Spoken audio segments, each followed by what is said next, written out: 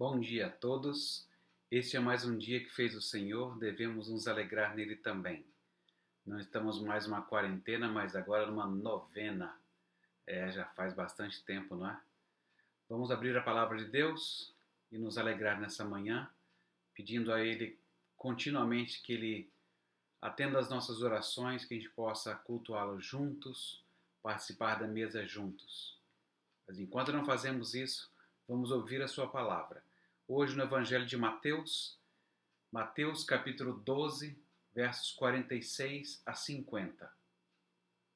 A palavra de Deus diz assim: Falava ainda Jesus ao povo, e eis que sua mãe e seus irmãos estavam do lado de fora, procurando falar-lhe.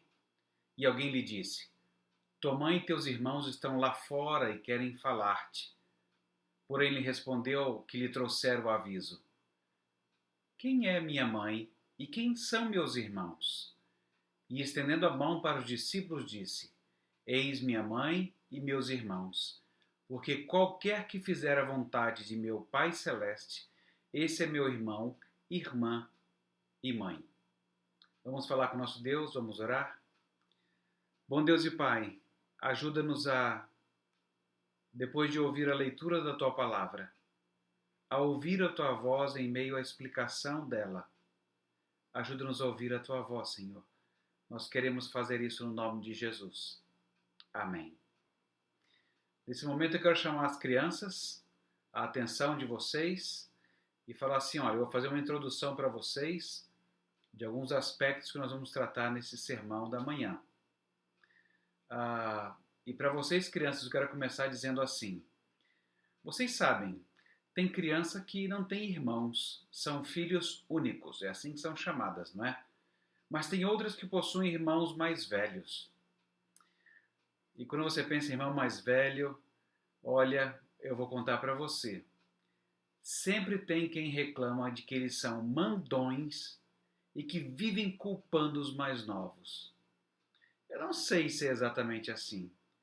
Dizem também que os irmãos mais velhos, apesar de brigarem dentro de casa, fora de casa eles defendem os mais novos. Eu acho que é assim. E nada como ter um irmão mais velho bem forte e poder dizer, vou chamar meu irmão, você vai ver só. Sabe de uma coisa? Todos, filhos únicos e filhos que têm irmãos, todos temos um irmão mais velho que é muito poderoso. Ele se chama Jesus Cristo. É Ele quem vai cuidar de vocês aqui nessa terra e na vida eterna que ainda vai acontecer. E Ele nunca vai deixar você sozinho. Qualquer dificuldade que você tiver em casa ou na escola, Ele nunca vai deixar você sozinho. Qualquer dificuldade, qualquer uma delas, você pode falar com Deus em nome de Jesus, que Ele vai ouvir você. Bom, agora que vocês sabem que todos vocês são irmãos mais novos de Jesus, lembrem que tudo que você pensa, tudo que você fala e todas as coisas que você faz, tudo isso tem que ajudar as outras pessoas a quererem conhecer mais de Jesus, para que as outras pessoas também tenham um irmão mais velho, forte, que venceu todas as batalhas. Sobre coisas assim que nós vamos tratar nesse sermão. E agora eu faço a introdução para os adultos, dizendo assim, sabe aquele livro do Timothy Lane, do Paul Tripp, Relacionamentos, uma confusão que vale a pena? Eu diria assim, o título do livro bem que podia ser Família, uma confusão que vale a pena. Sabe? Não raras vezes a gente ouve falar de irmãos que querem esquecer que são do mesmo sangue. Resultado do encontro de uma só carne de seus pais. Ou até marido e mulher que, com o tempo, talvez percam a poesia de se olharem e confessar: essa é osso dos meus ossos e carne da minha carne. E por falar em confusão, vejam só o nosso texto. Em meio àquele burburinho de ter que decidir se Jesus era Deus ou não, as pessoas estavam ouvindo se seus milagres eram reais ou coisa do capeta, bate-boca aqui e acolá. Jesus agora explica o conceito de família. Vamos lá. Jesus perguntou: quem é minha mãe e quem são meus irmãos? As pessoas estavam ouvindo Jesus, mas elas tinham dúvida. Ora achavam que os ricos automaticamente é quem iam para o céu, ora achavam que os líderes religiosos é que iam direto para o céu. Talvez agora eles repetissem um bordão bastante conhecido aqui no Brasil: tudo por Jesus, nada sem Maria. Como se fosse o céu que precisasse espelhar o que há aqui na terra, e então precisássemos lá de um pai e de uma mãe.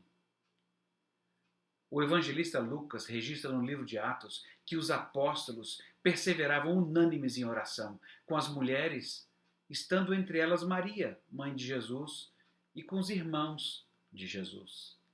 Maria e os irmãos de Jesus eram discípulos como todos os que perseveravam na fé, sem qualquer menção de status espiritual diferenciado em relação aos demais.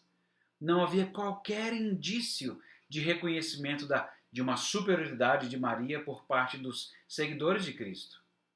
E o relato é bastante coerente com os 4 evangelhos, nos quais se percebe que tanto a mãe como o próprio Jesus nunca incentivaram qualquer atitude de veneração ou adoração a Maria. Ela era uma crente em Cristo, que demonstrava tanta necessidade de Deus como todos os outros pecadores. Por isso é que ainda hoje é difícil nos assentarmos juntos, cristãos católicos e protestantes. O discurso católico tentando distinguir veneração de adoração, ele não convence. E aqui está uma situação na qual os irmãos de Jesus, que vai contra a virgindade perpétua de Maria, ensinada na Igreja Romana, e a mãe de Jesus, contra a sua assunção e a sua divinização, aprendem uma importante lição nesse nosso texto e que hoje nós aprenderemos também. No sermão de hoje, nós veremos que toda família deveria apontar para a família de Deus, formada a partir de Jesus Cristo. E nós veremos isso em 2 partes. A primeira parte, nós vamos ver que relações familiares, elas são reais e foram estabelecidas por Deus. E na segunda parte, que as relações familiares, elas devem ser relativizadas quando a perfeita família chega. Relações familiares são reais e foram estabelecidas por Deus. No princípio, você já sabe, Deus criou homem e mulher à sua imagem e os fez uma só carne. O mundo como nós o conhecemos começou como uma família. E esta família foi encarregada de cultivar o relacionamento com o pai, o relacionamento entre homem e mulher e o relacionamento com a terra, cultivando-a. De fato, as famílias devem apontar para uma realidade familiar superior. Na verdade, somente ao aprender sobre a realidade da família de Deus é que poderíamos imitá-la analogicamente e ser família aqui na Terra. Quando algo desse errado, a gente diria assim: fomos nós. E quando algo desse certo, a gente diria: foi a graça de Deus. Deus é tão bom. Ele é quem tem os filhos, mas deixou que alguns de nós fôssemos pais para com os filhos dele. Quando eu digo, este é meu filho, ou esta é minha filha, lá no íntimo, eu sei que eles são filhos de Deus, que ele bondosamente nos concedeu para os ensinarmos sobre ele. É por isso que o nosso movimento mais importante é contar para as crianças desde cedo quem é o pai delas, quem é o irmão mais velho e quem as conforta como nenhuma outra relação humana pode fazer. Percebeu, não é? O Pai, o Filho, o Espírito Santo. Jesus afirma que todos os que creem nele possuem uma família imensa, espalhada pela face da terra. E eu não conto isso apenas desde quando são bebês, eu tenho que continuar a ensinar às crianças, aos adolescentes, aos jovens, aos adultos, como viver as realidades eternas do reino de Deus nessa temporalidade, sendo família. Até que tudo isso seja renovado e não haja mais pecado, a nossa responsabilidade é oferecer a Deus Pai nosso sacrifício de louvor e gratidão, trabalhando para que nosso relacionamento seja cada vez mais rico com Ele, cada vez mais criativo no cuidado da terra e cada vez mais refletindo o caráter dele no relacionamento de uns com os outros. Conhecendo Jesus, se saberá que imagem se deve refletir, individual e familiarmente. Mas nós não costumamos começar pela Bíblia.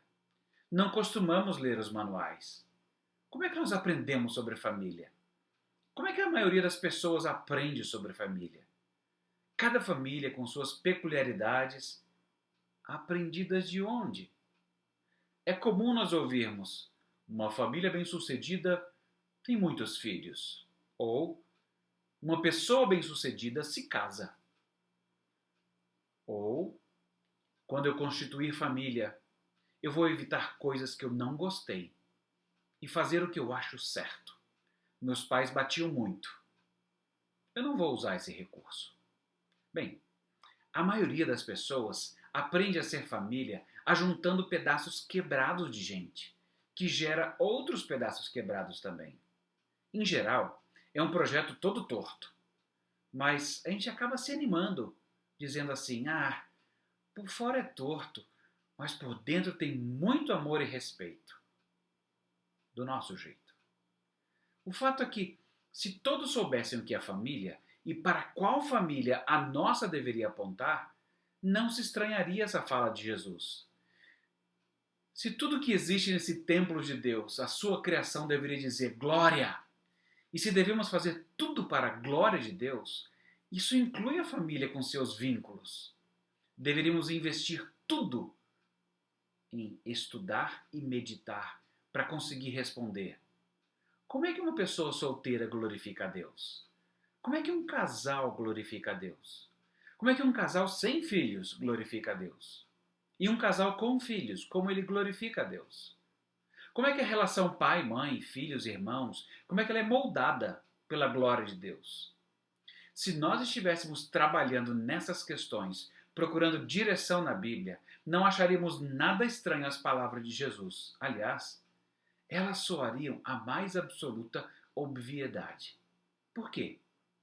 Porque uma vez que o mundo não permaneceu em seu estado original, a ação de Deus redimindo precisa ser reconhecida. É isso que Mateus está fazendo o tempo todo. Ele, desde o primeiro capítulo até agora, ele mostra que Jesus é a sabedoria encarnada.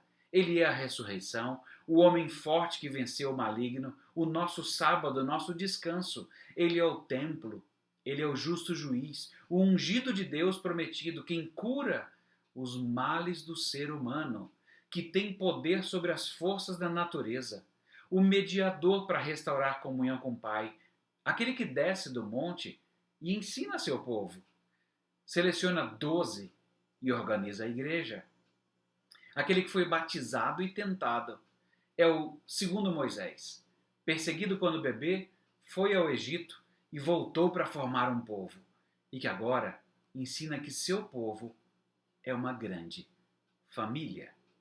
Mateus, do começo até aqui, está fazendo exatamente isso. Lembre-se, quando você lê no Salmo 8, você não lê o casal. Que é o casal, Senhor, para que te importes? O salmista diz que o ser humano, em sua peculiaridade, Deus, o que faria o Senhor se importar com o ser humano? Ora, Deus criou homem e mulher vestidos de honra e glória. Isso significa que não seguimos a ideia grega ou judaica de cara metade, quando pensamos em família, em ser uma família. Alguém pode servir o outro numa relação de casamento exatamente porque é uma pessoa inteira diante de Deus e se relaciona com Ele. Mas seria tolo dizer que não existem outros aspectos no aprendizado e apreensão da glória de Deus. É verdade que o Salmo 8 não fala que é o casal para que dele te lembres. Alguém pode ser solteiro. Mas veja só, há certas relações em que você conhece outras coisas diferentes. Você pode entender crianças sem nunca as ter tido. Pode orientá-las, aconselhá-las, mas a experiência de ser pai e mãe, seja pela teologia da geração ou pela teologia da adoção, ela é única. Se você se casou e não tem filhos, vai entender muito sobre o conjunto dos inteiros, positivo e negativo, mas vai entender menos sobre os números racionais. Os filhos, eles fazem você perceber outras noções de conjunto. Vejam, solteiros, casados, com ou sem filhos, todos utilizamos os conjuntos, mas às vezes uns com menos intensidade. E isso traz alguma diferença de percepção. A questão importante, no entanto, é para quem essa variedade e diferença deveria apontar? Você já sabe a resposta. Para Deus, é claro. Mas o problema é que muitos pais apontam os filhos a si mesmos. Não são poucos os cônjuges que somente fazem sentido no outro. Deus, nesses casos, não passa nem perto. A família reúne em um mesmo lugar diferentes expressões da imagem de Deus. A diversidade mostra sentido e mostra a glória de Deus de maneiras muito criativas. Por isso, quem vive como família de Deus sabem que todos pertencem a Ele e com Ele possuem uma aliança. No nosso texto, esse trecho aparenta ser um anticlímax. Estava acontecendo várias discussões e xingamentos e de repente Jesus vem com essa conversa de família e fazer a vontade do Pai. Sabe? Esse sempre tem sido o ponto, é o ponto. Afinal, se tem alguém que não estava interessado que essa conversa chegasse a esse ponto, é Satanás. Ele não tinha interesse que os ouvintes chegassem nesse tema, família.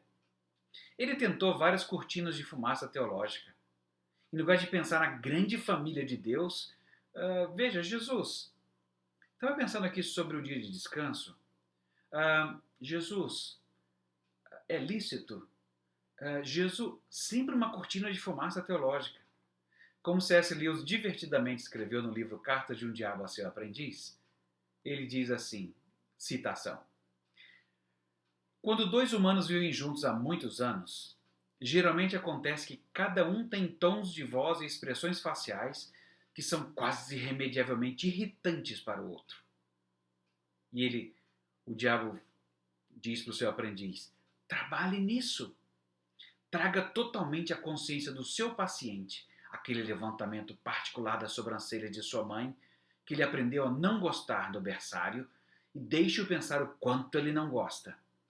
Deixe-o supor que ela sabe como é irritante e faz isso para irritar. Se você conhece o seu trabalho, ele não notará a diferença. E não haverá sequer suposição da probabilidade. E é claro, nunca deixe que ele suspeite que ele tem tons e aparências que a irritam da mesma forma. Como ele não pode ver ou ouvir a si mesmo, isso é fácil de gerenciar. Veja, C.S. Lewis destaca um elemento muito importante que é essa cortina de fumaça. Você brigar por causa de uma levantada de sobrancelha, você brigar por causa do jeito de olhar. Quantas confusões já não aconteceram porque você disse desse jeito, porque você falou do outro jeito. Porque acaba sempre surgindo uma grande cortina de fumaça para a gente evitar de seguir o caminho de Cristo e ser família de Deus.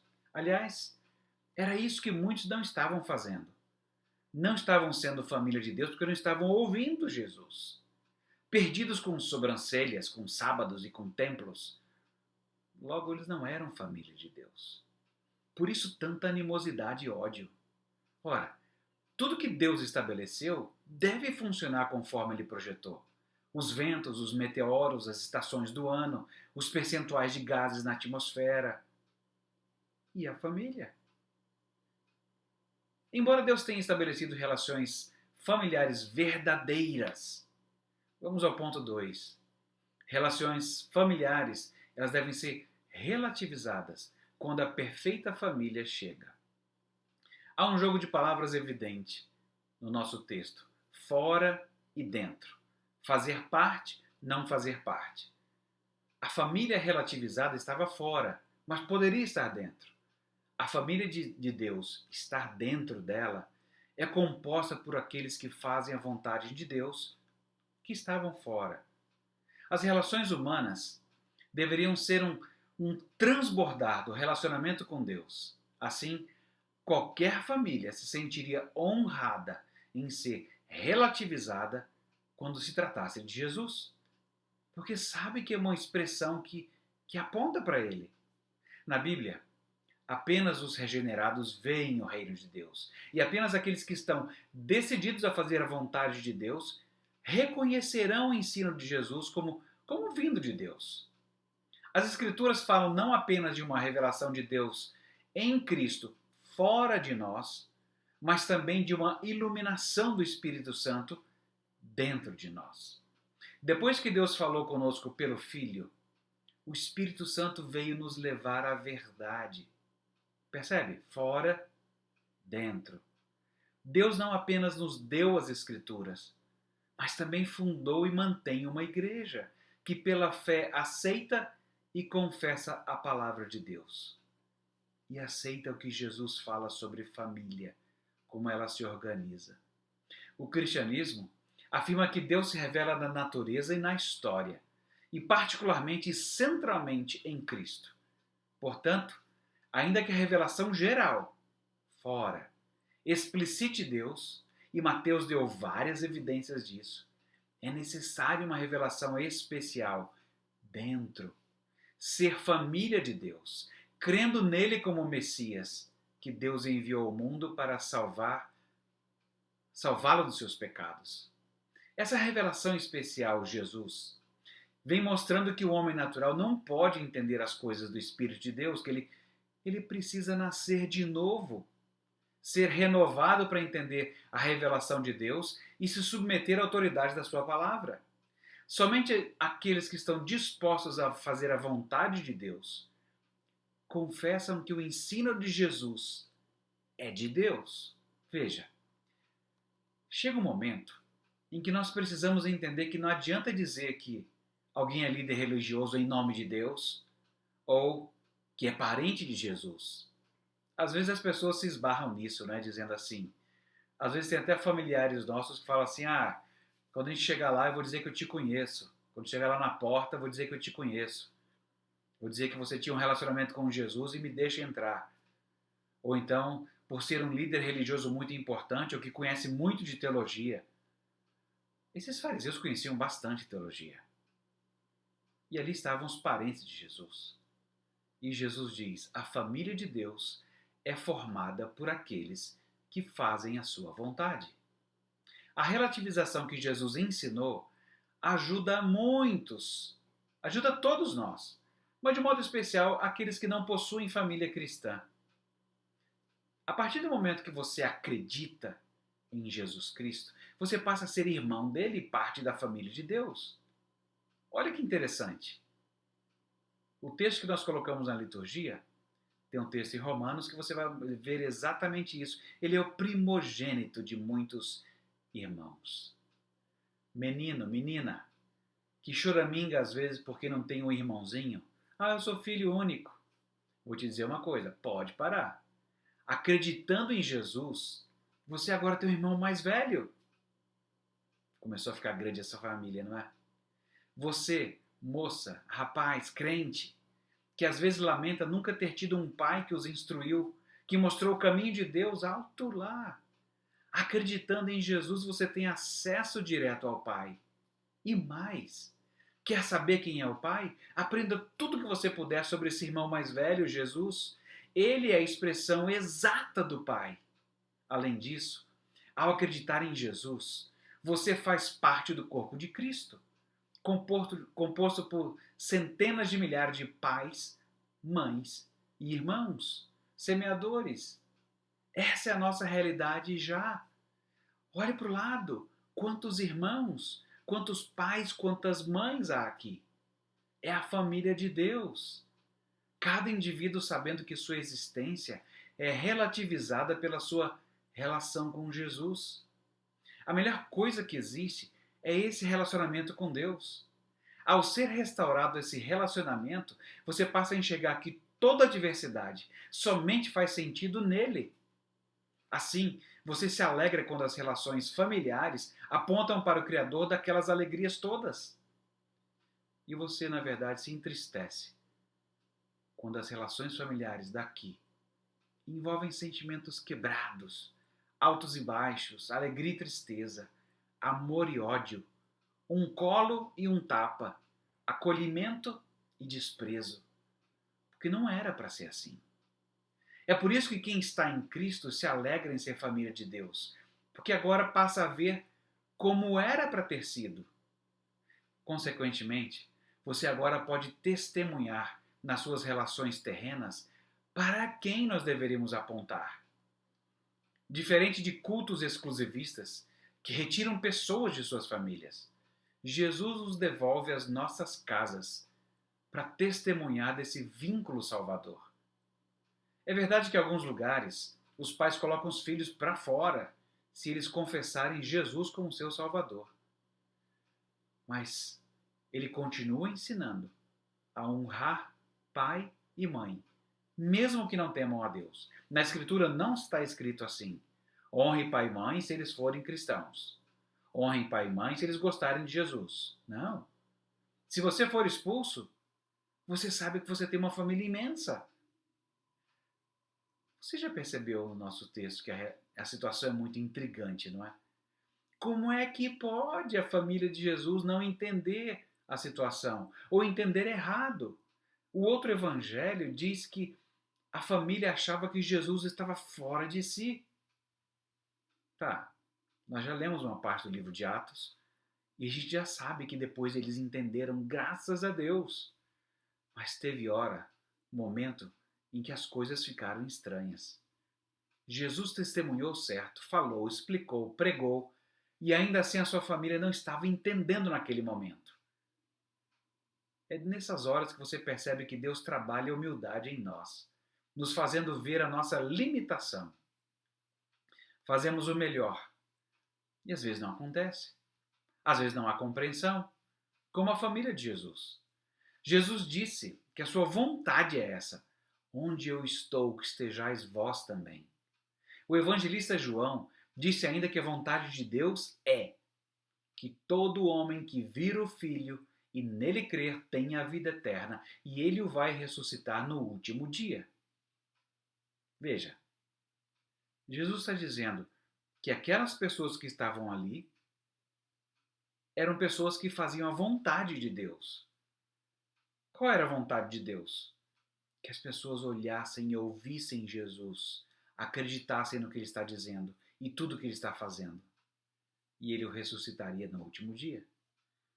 Aprendemos no sermão anterior que Jesus, ao falar sobre realidade humana, afirma que se você limpou a sua vida, e ela está bem arrumada, cheirosa, organizada, mas sem ele, é um espaço perfeito para que seu estágio futuro seja bem pior que o anterior. Com Jesus em sua vida, você aprende que é amado, é habitado por Deus. E isso fica cada vez mais claro nessa imensa família dele. Jesus afirmar que todos que cremos nele somos sua família é uma expressão de carinho e de ternura. É como ele considera os seus verdadeiros discípulos. Esse que faz a vontade de Deus, ele diz, é meu irmão, é irmã, mãe. Que palavras graciosas. Isso é mais do que um vínculo de sangue herdado dos pais. É um vínculo por causa do sangue de Jesus derramado em nosso favor. Todo o seu povo crente é contado como sua família. Ele os ama, se importa com eles, cuida deles como membros da sua família, osso do seu osso e carne de sua carne. Percebe? Você consegue escutar? A poesia da criação de volta? Nele, Cristo, o noivo, e nós, a igreja, que agora nos entreolhamos e dizemos: osso dos meus ossos e carne da minha carne. A relativização que Jesus fez é para nossa alegria, porque nele nós somos verdadeiramente família. E se tivéssemos entendido desde o princípio o que uma família de Deus é, ao se manifestar Jesus, todos estaríamos felizes de reconhecer Ele é nosso Senhor. E Ele quem nos constitui família. Vamos orar? Bom Deus e Pai, obrigado por essa restauração da poesia da criação. Quando nós, igreja, o teu povo, e Jesus Cristo noivo, nos olharmos naquele dia e dissermos de novo um para o outro, osso dos meus ossos, carne da minha carne, e sabermos que fomos comprados por sangue. Obrigado por isso, ó Pai. Obrigado por essa família maravilhosa, que nos ajuda cada vez mais a ser família aqui na terra, sabendo dessa referência. Bendito seja o teu santo nome. Nós oramos agradecidos no nome de Jesus. Amém. Daqui a pouco, às 10h30, nós vamos nos olhar um pouquinho através do Zoom, tá bom? Então aguardem que logo, logo a gente se encontra.